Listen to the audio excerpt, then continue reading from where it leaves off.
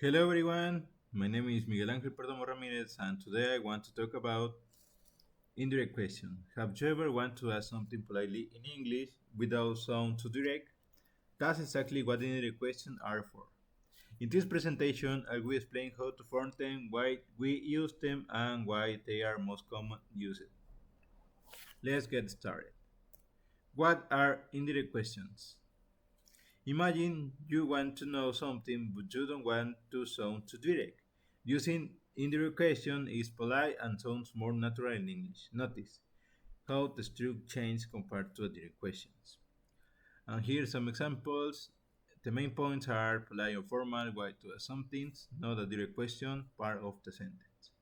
Often start with verbs like ask, wonder, tell me, and want to know. And los examples: where is the library? Can you tell me where the library is? How to form indirect questions.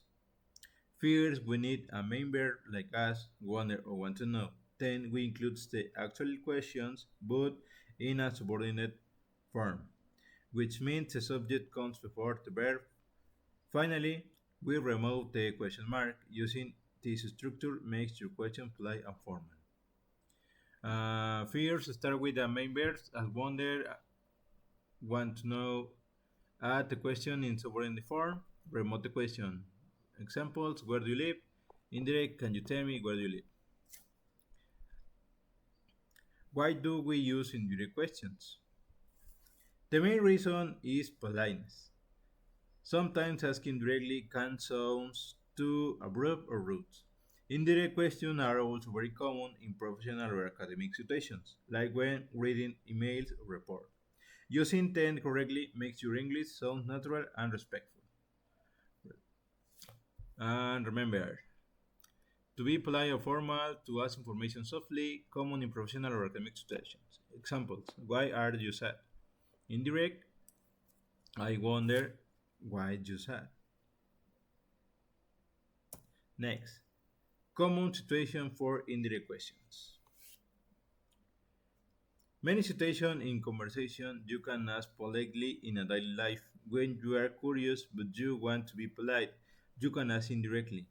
An informal reading like reports or emails, indirect questions are very common. Using them shows respect and professionalism. And here I present you more examples. In this case, I make a chart with direct question and indirect questions. First, where do you live? Indirect question: can you tell me where you live? Why is she sad? I want to know why she's sad. When will the meeting start? Do you know when the meeting will start? How can I fix this problem? Could you explain me how I can fix this problem? Who is coming to the party? I wonder who is coming to the party. Well, for conclusion, indirect questions are very useful in English. They allow us to ask questions politely and formally. Remember the main rules: change the word order, remove the question mark, and use verbs like ask, wonder, tell, or want to know. By using indirect question, your English will sound more natural, polite, and professional.